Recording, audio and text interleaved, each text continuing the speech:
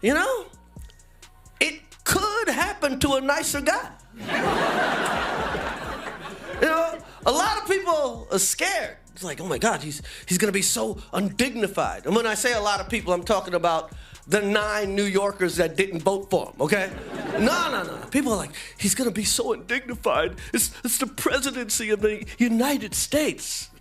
Dude, Chris Rock didn't just call out J.D. Vance and Donald Trump. He rolled in like a comedic wrecking ball wearing Tim Schulding, Amick, and Zero Check, and he's roasting their policies. The next, he's roasting their existence.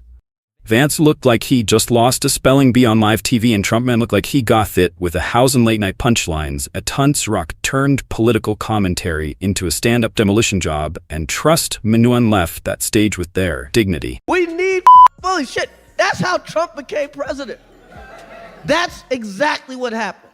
We got rid of bullies, a real bully showed up, and nobody knew how to handle it. Shit. The cast of The Apprentice is running the world. Trump, the daughter, Omarosa, they run the world, man. Before we move on, smash that like button and subscribe, cuz you know you don't want to miss out on this one. Chris Rock, a man who's made a career out of roasting the world's most powerful figures, didn't pull any punches when it came to J.D. Vance and Donald Trump. But let's be real, here Jance, oh boy. J.D. Vance, this guy is like that guy at a party who insists she's super into music, but only ever talks about top 40 hits, and calls himself an indie rock fan, because he watched One Tree Hill. Vance, in his infinite wisdom, has decided he's the voice of the working class, the new political face of the forgotten American worker, or whatever tagline he's using this week to justify his lack of original thought. Big thing, Trump, man, Trump, man. Trump had a good year, man. Trump survived an assassination attempt. Won the presidency again by winning the popular vote.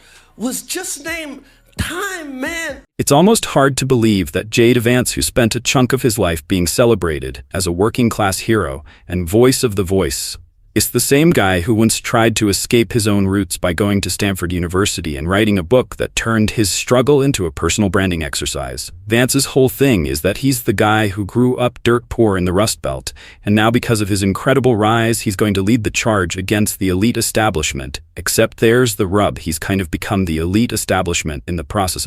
Little bit of a hypocrite maybe, but hey, if it wasn't for that slightly annoying thing called integrity, JD might have a political career that actually makes sense. Talking with a friend recently, and we were talking about, one of the big dangers in the world, of course, is nuclear proliferation, though, of course, the Biden administration doesn't care about it.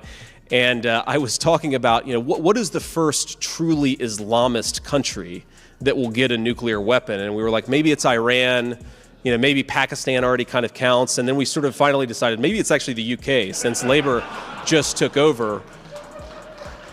But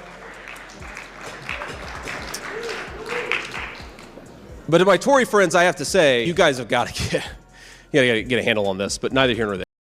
There, J.D. Vance, the man myth, the working class hero, or at least that's how he wants you to see him. His background is painted in such a way that you almost expect him to walk around with a flannel shirt and a Zolwyn Wood kit.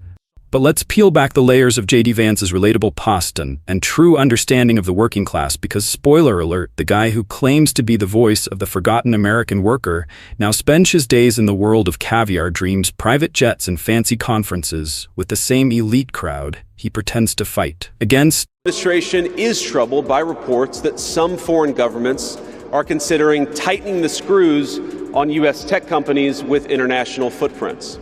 Now, America cannot and will not accept that, and we think it's a terrible mistake, not just for the United States of America, but for your own countries. And let me be emphatic about this point. America wants to partner with all of you, and we want to embark on the AI revolution before us with a spirit of openness and... Sure, J.D. Vance grew up in a poor working-class neighborhood, had probably had his fair share of ramen noodles while navigating the tough streets of Ohio. Will give him that. But let's not forget that after getting the golden ticket to Stanford, he went to write a memoir, which is essentially a self-congratulatory tale of how we made it. Touts of our so good, right? But here's where it gets funny. J.D. Vance went from living in the struggle to becoming a millionaire who seriously believes he's the voice of the people. You know, that guy who goes from blue-collar worker to Silicon Valley insider and just doesn't seem to notice the discrepancy. Yeah, that's J.D., the man who sold out his own story for fame and fortune, but still somehow believes he's got the common man on speed dial. Somebody that was born in a rough situation. Most of the people know that situation because it was very well documented in his book. And I have a lot of respect for somebody that can get into Yale and become one of the best students in Yale, that meets a young woman at Yale who was also outstanding, and they get married, they have a beautiful family, but he had he's made himself an amazing life. He then goes to Ohio, lives in Ohio, and